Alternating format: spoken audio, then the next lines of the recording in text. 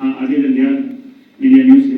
Sir, दो चीजें हैं। एक तो पंचायतों को लेकर आपने जो कहा, काफी सारी शिकायतें जो मीडिया में हमने देखी हैं, हमारे पास आती हैं, वो ये आती हैं कि किसी भी गांव में या पंचायत में जो काम होता है तो यकीनन कहीं ना कहीं फेवरेटिज्म भी चलता है। तो वहाँ कई फेवरेटिज्म भी चलता है, कई कैंडिडेट आते हैं तो अपने इलाके में ज्यादा डेवलपमेंट की फोकस उनका रहता है, तो वो दूसरा होता है तो ये शायद दूसरी पार्टी का होगा तो वो रह जाता है। तो ऐसे केसेस में कैसे इंश्योर किया जाएगा कि ऐसे लोगों को ऐसे इलाकों में, गांव में या जहाँ पे भी है, वहाँ पे प्रॉपरली हर जो शख्स है या हर इलाका है उसको डेवलप करने की जो एश्योरेंस होगी कि पैसा प्रॉपरली लग सके। दूसरा टूरिज्म से रिलेटेड है।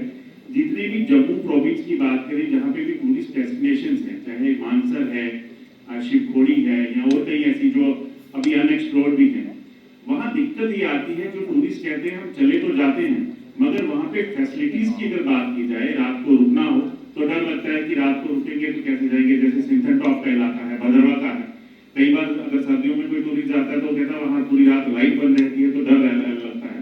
तो इन चीजों को कैसे ठीक करने के लिए इस बजट में प्रावधान रखे गए हैं और उसमें क्या किया जाए? बहुत संक्षेप में दो बात मैं कहना चाहता हूँ। एक तो किसी के साथ भेदभाव न हो, इसको 200% सुनिश्चित किया जाएगा। विकास हर जगह हो, इसलिए पंचायतें स्वयं में मजबूत हों, पंचायती राज व्यवस्था खुद में मजबूत हो और वहाँ के स्थानीय निवासियों का सबसे अहम रोल हो विकास में। कौन से काम होने हैं, बैक टू विलेज में भी हम लोगों ने बार बार यही कहा था कि जो विजिटिंग ऑफिसर्स जा रहे हैं वो काम नहीं तय करेंगे, काम तय करेंगे वहाँ के लोग, जो उनकी आवश्यकता हो उस हिसाब से काम हो। हाँ, एक बात जरूर सुनिश्चित की गई है कि बिना काम हुए भुगतान नहीं होगा, कागज पर भुगतान नहीं होगा।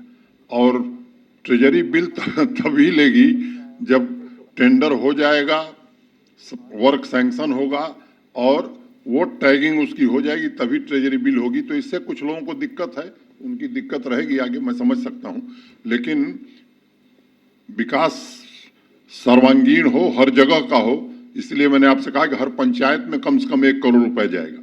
डीडीसी को जो पैसा दिया है वो चुने हुए प्रतिनिधि हैं, जिम्मेदार लोग हैं, उन पर हमको भरोसा है। वो चुन करके आपस में बैठक तय करके अपने इलाके की आवश्यकताओं को पूरा करें।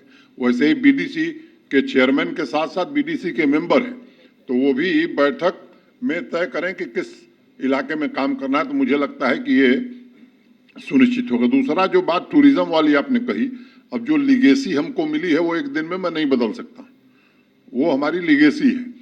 और ये मैं कह सकता हूं कि जम्मू संभाग में भी पर्यटन की असीम संभावनाएं और वो जल्दी से जल्दी विकसित हो, उसकी कोशिश जरूर की जाएगी। और मैंने संकेत में पहले ही कहा था कि जो बजट है उसका ठीक से सदुपयोग होगा।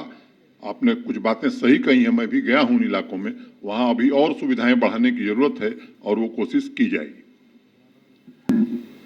जी, सुनील भट्ट आज तक से। उपराज्यपाल जी आपका ध्यान चाहता हूँ। सुनील भट्ट आज तक से। सर, पिछली बार भी जब आपने प्रेस वार्ता की थी तो मैंने प्रश्न उठाया था, उसमें एक एडिशन मैं आपको करना चाहता हूँ इस समय। सर, आपने अभी अपने संबोधन में भी कहा कि जो कश्मीरी पंडितों के पुनर्वास की बात है उस पर जो है 6000 नौकरियां और 6000 घर, उसकी तरफ जो है मार्ग पर आप अग्रसर हैं, वो किया जा रहा है। लेकिन उपराज्यपाल जी, जो राहत विभाग का जो ऑर्डर है इसके रिलेटेड, जो इसके संबंध में, उसमें साफ तौर पर लिखा गया है कि जिन लोगों को ये एकोमोडेशन कश्मीर घाटी में दी जाएगी इस राहत जो पुनर्वास जो पैकेज है इसके तहत, वो घर उनको वापस करने होंगे जब वो रिटायर हो जाएंगे, ये सारे मुलाजिम 6000 मुलाजिम।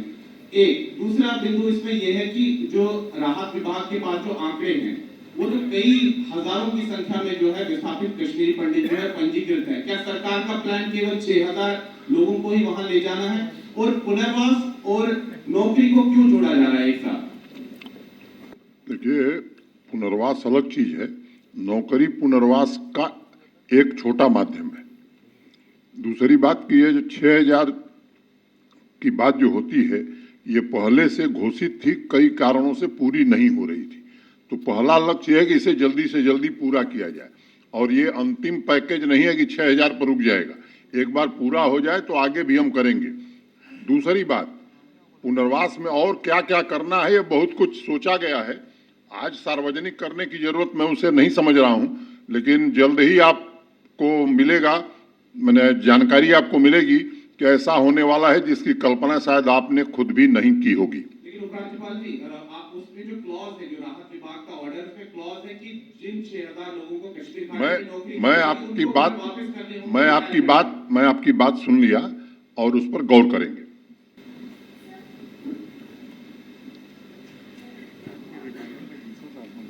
राज्यपाल जी, मैं रविंद्र हूँ देखभाल चैनल से।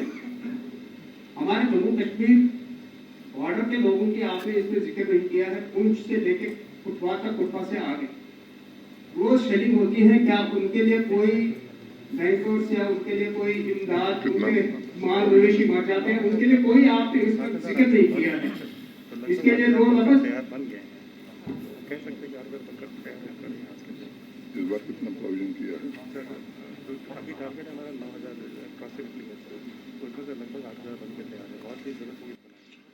देखिए, अब एक चीज का जिक्र मैं नहीं कर सकता था, आपने पूछा है तो मैं बताना चाहता हूं।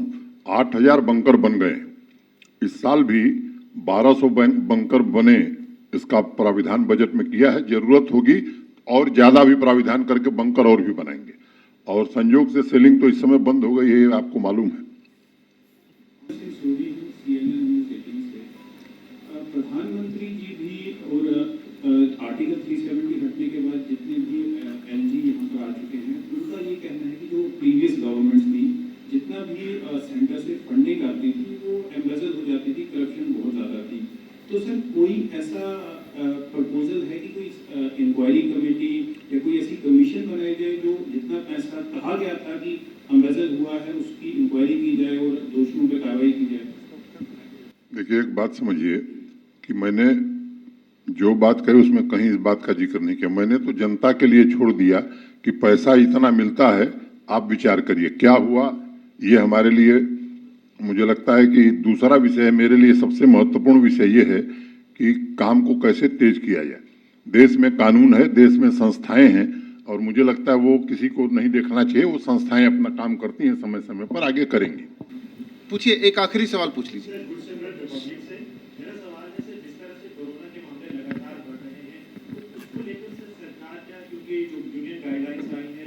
लॉकडाउन की बात की गई है, क्या जिन इलाकों में केस बढ़ेंगे, लॉकडाउन किया जा रहा है? क्योंकि पिछले एक हफ्ते में जो नंबर्स आए हैं वो ऑलमोस्ट ट्रिपल नंबर्स हैं जो 2021 में देखे गए थे। तो कितनी स्थिति जो है वो चिंताजनक है? मुझे लगता है कि अभी आप चिंता मत करिए, पूरी तरह से हम लोग सतर्क हैं और अब तो सबको क्या करना है ये मालूम हो गया है।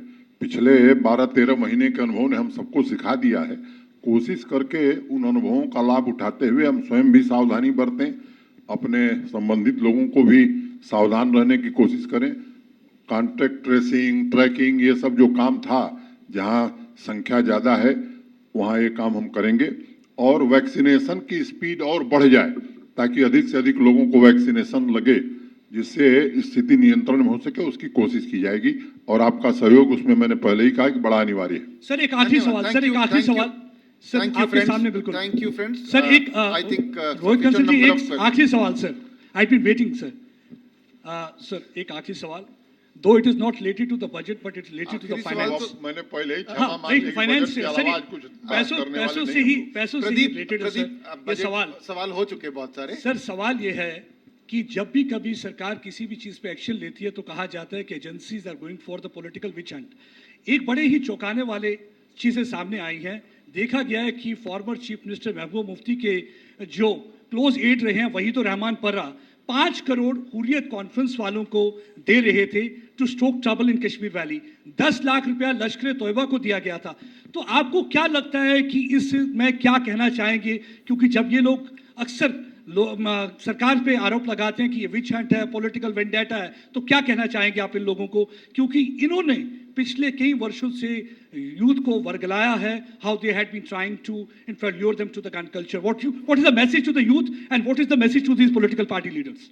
मुझे लगता है कि आपके सवाल का जवाब मैंने पहले ही दे दिया था संकेत में कि देश में संस्थाएं हैं, इसके लिए इंस्टीट्यूशंस बने हैं, वो ईमानदारी से अपना काम करते हैं। हम सब लोगों को देखना चाहिए कि उनका काम कैसा हो रहा है, और मुझे लगता है कि पहले ही मैंने कहा कि वो अंजाम तक पहुंचेंगे। तो संस्थाएं अपना काम कर रहे हैं, उनको करने दिए या स्वतंत्रतापूर्वक। मैं समझता हूं सब ठीक होगा, और आप जो चाहते हैं शायद वही होगा। Thank you. Thank you friends.